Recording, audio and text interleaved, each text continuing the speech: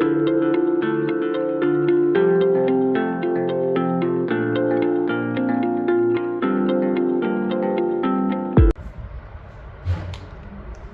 वालेकुम एवरीवन। बेटा, जैसा कि कल हमने पढ़ा था वर्क के बारे में, आज जो हमारा टॉपिक है it is about the work done in thermodynamics. ठीक है, तो बेटा पहले ये बात समझते हैं कि वर्क किसे कहते हैं। आप लोगों ने मैकेनिक्स में चीज़ पढ़ी है, अगर किसी बॉडी के ऊपर फोर्स लगाई जाए और वो कुछ डिस्प्लेसमेंट कवर करे तो हम कहते हैं कि बॉडी ने कुछ वर्क डन किए। ठीक है, इस तरीके से आपने एक इलेक्ट्रिसिटी चैप्टर के अंदर ये बात सुनी होगी कि वर्क डन किसके बराबर होता था, चार्ज इंटू पोटेंशियल डिफरेंस की। ठीक है, अब थर्मोडायनेमिक्स के अंदर वर्क डन क्या होता है? असल में वर्क डन एक ऐसा तरीका है, मैकेनिकल वे है किसी भी एनर्जी को ट्रांसफ़र करने का। लेकिन मैंने कल आपको ये बात बताई थी कि हीट जो है वो क्या होता है, heat is a non mechanical वे। हम दो तरीके से एनर्जी ट्रांसफ़र कर सकते हैं किसी सिस्टम के अंदर, एक मैकेनिकल वे, एक नॉन मैकेनिकल वे। मैकेनिकल वे में कुछ मैकेनिक्स फोर्स लगा कर ये काम करें तो उसे हम वर्क कहते हैं। अब थर्मोडायनेमिक सिस्टम के अंदर हम वर्क डन किससे कहेंगे?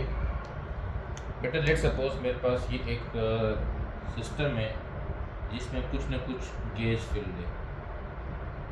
ठीक है, इस सिस्टम का, इस सिलेंडर का कुछ न कुछ वॉल्यूम है जिसे मैंने कह दिया V, और इसके अंदर मॉलिक्यूल्स का कुछ प्रेशर है जिसे मैंने कह दिया P। ठीक है, अब मैंने इसके ऊपर क्या लगाया, एक पिस्टन लगाया। इस पिस्टन के ऊपर मैं मैकेनिकल वर्क करूँ। ठीक है, सबसे पहले लेट्स सपोज मैंने क्या किया, मैंने इसके ऊपर कुछ वेट रखना शुरू कर दिया।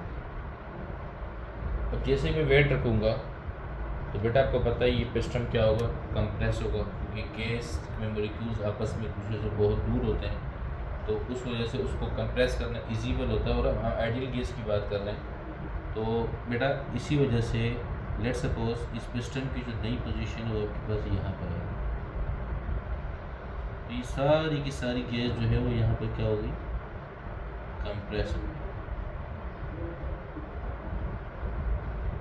तो आपने कुछ वेट दिया, आपने कुछ फोर्स लगाई, उस फोर्स के अंदर इस पिस्टन ने कुछ डिस्टेंस कवर किया तो आपने कुछ वर्क डन कर लिया। ठीक है, लेकिन यहाँ पर आप थर्मोडायनेमिक्स की बात कर रहे हो तो एक बात याद रखिएगा, थर्मोडायनेमिक्स जो है वो 3 वेरिएबल्स को डिस्कस करता है, pressure, volume and temperature. In variables के अंदर जब चेंजेस आती हैं वेरी होने को, थर्मोडायनेमिक सिस्टम में ये 3 काम होते हैं, ये तीनों चीज़ें चेंज होती हैं। ठीक है, तो आपने वर्क डन की बात तो करनी है लेकिन in the terms of pressure and volume करनी है। तो कैसे कर सकते हैं? अच्छा, ये तो एक कंप्रेशन होगी। इस तरीके से अगर मैं एक और सिस्टम लूँ, लेट सपोज मेरे पास ये भी सिस्टम है और इसकी इनिशियल पोजीशन ये थी, यहाँ पर इसका वॉल्यूम पहले ये था V1, तो यहाँ पे कितना हो गया V2, वॉल्यूम कम हो गया। प्रेशर यहाँ पे कितना था P1, कम था, मॉलिक्यूल्स एक दूसरे से दूर थे। जैसे कंप्रेशन हुई मॉलिक्यूल्स की वाइब्रेशन और ज़्यादा तेज़ होगी, प्रेशर बढ़ गया, P2 हो गया। ठीक है, लेट सपोज इस वाले केस के अंदर जब मैंने इस पर वेट रखा हुआ था और पिस्टन यहाँ पर मौजूद था, अब क्या किया मैंने, आहिस्ता आहिस्ता इसमें से वेट हटाना शुरू कर दिया। बेटा जैसे जैसे मैंने से वेट रिमूव करना शुरू किया, सपोज मैंने यहाँ से एक वेट रिमूव किया, एक वेट यहाँ से रिमूव किया, ये पिस्टन ऊपर की तरफ जाएगा, ये मूवेबल पिस्टन है। अब लेट सपोज पिस्टन की नई पोजीशन आपके पास ये वाली है, अभी इसके ऊपर एक वेट मौजूद है। तो गैस ने यहाँ पे क्या करी है, एक्सपेंशन करी है। ठीक है, जब इसका पहले वॉल्यूम V1 था, अब इसका वॉल्यूम कितना हो गया, V2 बढ़ गया। पहले प्रेशर कितना था बेटा, P1 था, और प्रेशर कितना हो गया, तो इन थर्मोडायनेमिक्स के अंदर आप वर्डन दो तरीके से करते हो, एक बार कंप्रेशन होती है, एक बार एक्सपेंशन होती है। इसके लिए हम रिलेशन बना सकते हैं कैसे, आपने बात पढ़ी है कि वर्डन बराबर होता है किसके, फोर्स इनटू डिस्प्लेसमेंट। यहाँ तक तो पढ़ा हुआ है लिमिट्स के अंदर। अच्छा यहाँ पे देखें, आपको पता है प्रेशर किसके बराबर होता है, फोर्स पर यूनिट एरिया के। अगर यहाँ से मैं एरिया का रिलेशन निकालूँ तो फोर्स किसके बराबर हो जाएगी, प्रेशर इनटू एरिया। और अगर आप इस चीज़ को यहाँ पे पुट करो तो क्या हो जाएगा, वर्डन इक्वल्स टू फोर्स की जगह आ जाएगा प्रेशर एरिया इनटू स्पीड। ठीक है। अगर हम एरिया ऑफ डिस्प्लेसमेंट या एरिया ऑफ लेंथ की बात करें तो दोनों मिलकर क्या बनाते हैं बेटा, वॉल्यूम। तो यहाँ पे ये क्या आ गया, वर्डन बराबर हो गया पीवी के। ठीक है। अच्छा इसमें एक रिलेशन हम इसको इस तरह लिखते हैं, पी डेल्टा वी। लेकिन एक बात याद रखिएगा कि ये तब पॉसिबल है जब आप प्रेशर कांस्टेंट, प्रेशर आपका क्या हो, कांस्टेंट हो, और वॉल्यूम चेंज हो रहा सिस्टम का, तो आप उसको वर्डन इस तरीके से कैलकुलेट कर सकते हैं। इस तरह कर सकते हैं, ज़रा इसको बताता हूँ। बेटा इस वाले पहली डायग्राम की अगर मैं बात करूँ, तो मैंने इसके ऊपर फोर्स लगाई और पिस्टन कंप्रेस हुआ, गैस कंप्रेस हुई, तो आपने देखा कि इसका जो पहले वॉल्यूम V1 था, जो इसका इनिशियल वॉल्यूम था वो ज़्यादा था, वो जो उसको V2 वॉल्यूम आया वो कम हुआ, वो इतना आया, तो फाइनल वॉल्यूम कम हो गया। तो आप इस रिलेशन में देखें कि जब आपका फाइनल जब है वो लेस होगा किससे, इनिशियल से, तो ज़ाहिर बात है आपका आंसर किस में आएगा, नेगेटिव में आएगा, वॉल्यूम कम हो रहा है। इस केस के अंदर आपका वर्क डन क्या होगा बेटा, नेगेटिव। ठीक है। वर्क डन कब होता है, कब होता है नेगेटिव, जब आपका वॉल्यूम डिक्रीज करता है। और ऐसे को क्या कहते हो, work done on the system. आप सिस्टम पे वर्क डन कर रहे हो। ठीक है। और अगर एक्सपेंशन होती है गैस की, तो इस गैस के अंदर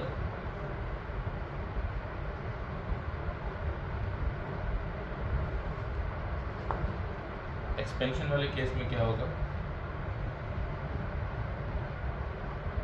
वॉल्यूम पहले आपको क्या था, V1 स्मॉल था, फिर बढ़ गया V2, यानी कि फाइनल वॉल्यूम जो है वो ग्रेटर था इनिशियल से। तो बेटा इसमें जो वर्डन आपका होगा वो क्या होगा, बाय सिस्टम होगा पहली बात। और दूसरी बात ये कि वो क्या होगा, पॉजिटिव। अच्छा इसमें एक बात याद रखना कि केमिस्ट्री के अंदर जब हम थर्मोडायनेमिक्स पढ़ते हैं तो उसमें थोड़ा सा फ़र्क होता है। इसमें ये फ़र्क होता है, केमिस्ट्री में work done by the system negative होता है और work done on the system positive होता है। बेटा उसकी वजह ये होती है कि सिर्फ आइडियोलॉजी का फ़र्क है। फिजिक्स के अंदर हम ये चाहते हैं कि सिस्टम हमें वर्क दे, हमारे लिए काम करे, कि हम इंजन जो है वो हमें कुछ वर्क करके दे, कुछ मैकेनिकल वर्क करके दे। लेकिन केमिस्ट्री के अंदर जो है हम जब किसी केमिकल पे काम करते हैं तो हम उस पर खुद काम कर रहे होते हैं और हमें उसका रिएक्शन नज़र आ रहा होता है। तो ये एक स्मॉल सी आइडियोलॉजी का फ़र्क है जिसकी वजह से दोनों में जो है फ़र्क आ जाता है। फ़र्क इतना सा है कि जब work done on the system physics में नेगेटिव होता है तो वहाँ पे पॉजिटिव है, और वहाँ पे work done by the system negative है, फिजिक्स में क्या होता है, पॉजिटिव। ठीक है, यहाँ तक बात समझ आ गई। आगे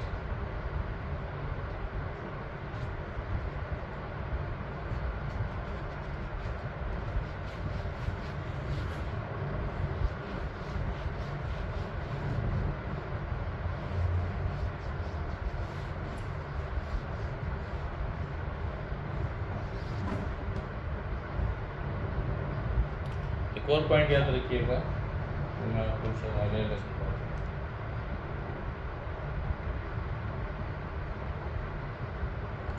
अच्छा इसमें एक और रिलेशन आपके पास बन सकता है।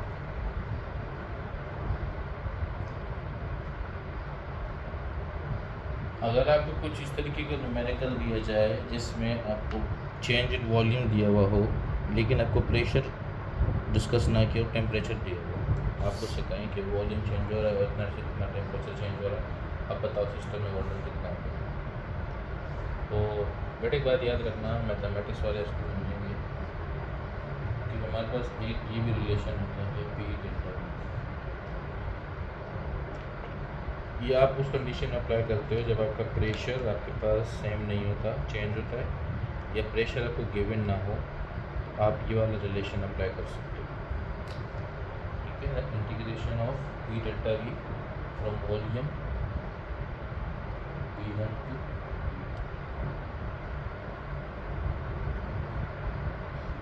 अच्छा, इसको मैं मज़ीद सिंप्लीफाई कर देता हूँ। देखें, आपने आइडियल गैस इक्वेशन के अंदर ये बात पढ़ी है P V is equal to N R T. अगर यहाँ से पी का रिलेशन निकालो तो क्या हो जाएगा, N R T to point B. बेटा ये क्या हो जाएगा, work done is equal to integration of V to limit आ गई इसकी, क्या हो जाएगा N R T divided by V into delta. ठीक है, अब अगर मैं, आपको पता है N number of moles constant है, आर फेज कांस्टेंट है, और टेम्परेचर जो है वो ऑलरेडी मेरे पास यहाँ पे गिवन होगा, उसमें मैं फाइंड करूँगा। तो बेटा ये क्या हो जाएगा,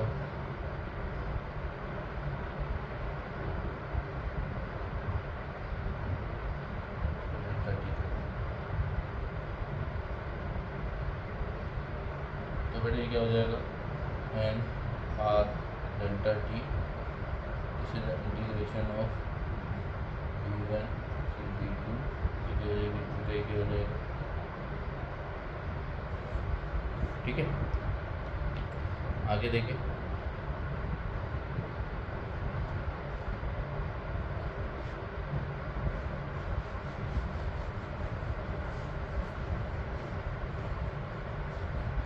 ये हमारे पास एक इंटीग्रेशन का रेशो है कि डेल्टा एक्स एक्स बराबर होता है लॉग ऑफ एक्स के, और बर्डन आपके पास क्या हो जाएगा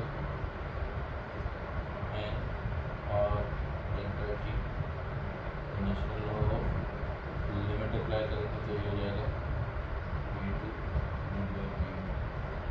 डायरेक्ट मैं इसको सॉल्व कर ये रिलेशन करेगा। जब आपके पास प्रेशर न गिवन ना हो, आपको सिर्फ और सिर्फ टेम्परेचर का चेंज दिया तो वॉल्यूम का चेंज दिया। ठीक है, बस समझ आ गई। ओके, अब मज़ीद इसके एक आध सवाल करते हैं जिससे आपको समझ आएगा कि बर्डन कैलकुलेट किस तरीके से किया जाए।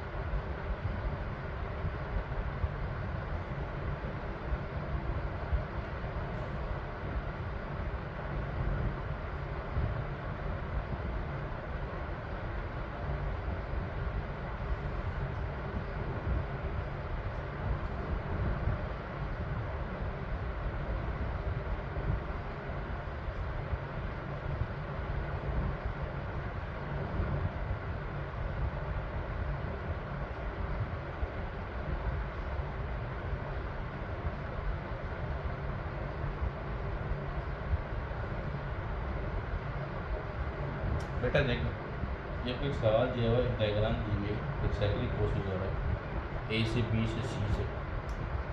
इसमें कह रहे हैं कि इसका इनिशियल वॉल्यूम L1 लीटर से लेकर 3 लीटर तक चेंज हुआ है, प्रेशर 2 atm से 4 atm तक चेंज हुआ है। आपने बताना है कि इस तीनों में वर्डन कितना होगा।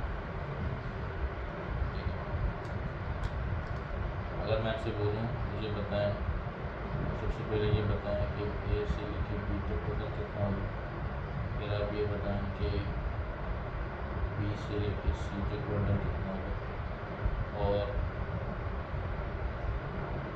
उसके बाद बताएं सी से लेके ए तक टोटल कितना होगा, और उसके बाद ये बताएं कि टोटल ए से लेके बी से सी। ठीक है, अगर मैं पहले पार्ट की बात करूँ तो बेटा ए से लेके बी तक, एक बात याद रखिएगा, जब भी ये रिलेशन मैंने आपको बताया था कांस्टेंट प्रेशर के लिए, लेकिन आप देख रहे हो कि प्रेशर भी 2 atm से 4 atm पे चेंज हो रहा है, वॉल्यूम भी चेंज हो रहा है। तो इस कंडीशन के अंदर अगर आपको वार्डन पता करना है तो आप जस्ट क्या करो, एरिया अंडर पीवी कर्व को यूज़ करो। प्रेशर वॉल्यूम के अंदर जो एरिया आ रहा है, जो एरिया बन रहा है बेटा, उसको आप यूज़ करके उसकी कैलकुलेशन कर सकते हो। अब देखो, तो ए से लेके बी तक जो है आपके पास कोई एरिया कवर नहीं हो रहा है, क्योंकि एरिया तो होगा ना जो हॉरिजॉन्टल डिस्टेंस कवर करेगा, सिर्फ प्रेशर चेंज हो रहा है, इसमें वॉल्यूम बिल्कुल चेंज नहीं हो रहा, सिर्फ वर्टिकल डिस्टेंस कवर होगा। तो बेटा इस केस के अंदर आपके पास वॉल्यूम क्या हो जाएगा, 0। ए से बी तक वॉल्यूम कितना हो जाएगा, 0। ठीक है, जब इसका चेंज 0 हो जाएगा तो भी 0 हो जाएगा। आगे देखो, अगर हम बात करें किससे, बी से सी तक, कहाँ से, बी से सी। अच्छा, अगर आप बी से सी से देखो तो बी से सी तक बेटा आपके पास ये एक एरिया बन रहा है किसका, ये देखो, ये कुछ इस तरीके का एरिया, इसको हम कहते हैं ट्रेपज़ोन। ट्रेपज़ोन का एरिया क्या होता है आपके पास, half sum of parallel sides. Parallel sides को सम करें, यानी कि 2 और 4 कितना हो जाएगा, 4 + 2 और मल्टीप्लाई हाइट, हाइट कितना आ रहा है, 3 - 1 कितना आ रहा है, 2। ये कितना हो जाएगा, 4 + 2 6 मल्टीप्लाई 2, ये 2 से 2 कैंसिल करें, 4 + 2 कितना आ गया, 6 8 ये ठीक है। और अगर आप सी से ए देखें तो सी से ए भी आपके पास वॉल्टन हो रहा है, वॉल्यूम में चेंज आ रहा है, कितना, 3 से लेकर -1 दिस इज 2, तो बेटा कितना हो जाएगा। और सी से लेकर ए अगर आप एरिया देखो तो बेटा ये कौन सा एरिया बन रहा है, एरिया ऑफ रेक्टेंगल बन रहा है, this is area of rectangle. ठीक है, तो रेक्टेंगल एरिया क्या होता है, लेंथ मल्टीप्लाई विड्थ, तो बेटा ये लेंथ 3 - 1 और -2 कितना हो जाएगा, 2 × 2, दिस इज 480 m। अच्छा, यहाँ पे आपने एक बात देखी थी, बी से लेके सी तक के कर्व तो नीचे जा रहा था, प्रेशर डिक्रीज कर रहा था, लेकिन वॉल्यूम इंक्रीज कर रहा था 1 से 3 लीटर की तरफ। ठीक है, तो जब वॉल्यूम आपका इंक्रीज करता है, फाइनल ज़्यादा होता है इनिशियल से, तो आपका वर्क क्या होता है, पॉजिटिव। इसीलिए यहाँ पर यानी कि आपके पास इस वाले पार्ट के अंदर वर्क पॉजिटिव था, और यहाँ पर आपके पास क्या हो रही थी, एक्सपेंशन हो रही थी। ठीक है, लेकिन अगर आप अंडर सी ए को देखोगे तो सी ए के अंदर वॉल्यूम डिक्रीज़ कर रहे हैं 3 से लेकर 1 तक। जो वॉल्यूम डिक्रीज़ करता है तो वर्डन क्या होता है, नेगेटिव। तो बेटा इस केस के अंदर आपके पास ये क्या हो जाएगा, नेगेटिव, और ये कुछ इसको शो कर रहा है, कंप्रेशन। ठीक है, बात समझ आ गई। अब अगर हम बात करें work done A B C, ये पूरा साइक्लिक प्रोसेस का, पहले एक बात याद रखिएगा कि वर्क डन जो है वो स्टेट फंक्शन नहीं है। स्टेट फंक्शन क्या होता है बेटा, स्टेट फंक्शन बेटा वो होता है कि जो सिस्टम की स्टेट पे डिपेंड करता है, इनिशियल फाइनल पे। वर्क डन जो है वो एक पाथ डिपेंडेंट फंक्शन है, पाथ पे डिपेंड करता है। इसी हिसाब के जो हीट है, हीट भी जो है वो स्टेट फंक्शन नहीं है। इंटरनेट का स्टेट फंक्शन है, एंट्रोपी स्टेट फंक्शन है, वो हम इंशाल्लाह आगे फिर डिस्कस करेंगे। ठीक है, तो ये बात हरगिज़ नहीं सोचिएगा कि अगर ये साइक्लिक प्रोसेस है, क्योंकि ए से साइकिल शुरू हुई दोबारा ए पे आके ख़त्म हो रही है, तो इस केस के अंदर कि वर्डन ज़ीरो हो जाएगा। नहीं, ऐसा नहीं होगा। वर्डन साइक्लिक प्रोसेस में ज़ीरो नहीं होगा। किसी भी हर वो चीज़ स्टेट फंक्शन नहीं है बेटा, उसका साइक्लिक प्रोसेस में उसका वर्डन ज़ीरो, साइक्लिक प्रोसेस में वो चीज़ ज़ीरो नहीं होती। इंटरनल एनर्जी जो है वो हम आगे जाकर पढ़ेंगे क्या होती है, उसका चेंज ज़ीरो होता है साइक्लिक प्रोसेस में, क्योंकि वो स्टेट फंक्शन में पढ़ेंगे। ठीक। अच्छा, इस पर बात करें तो अब क्या करो, तीनों को प्लस कर दो। कितना आ जाएगा, 0 + 6 - 4। कितना आ जाएगा, 0 + 6 - 4।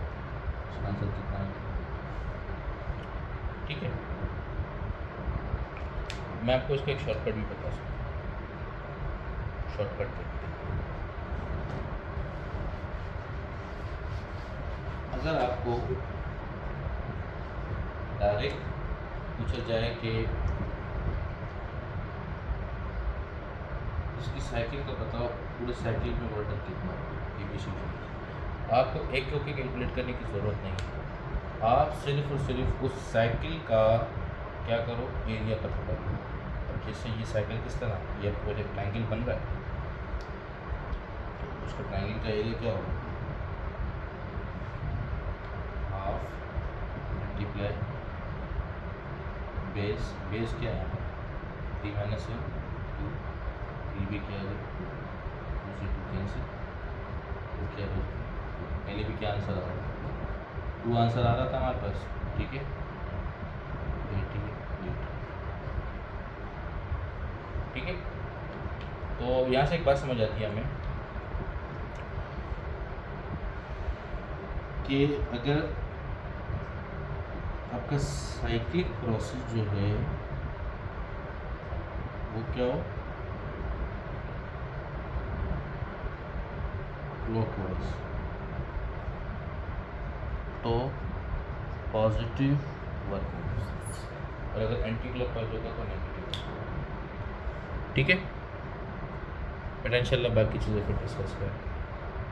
Thank you.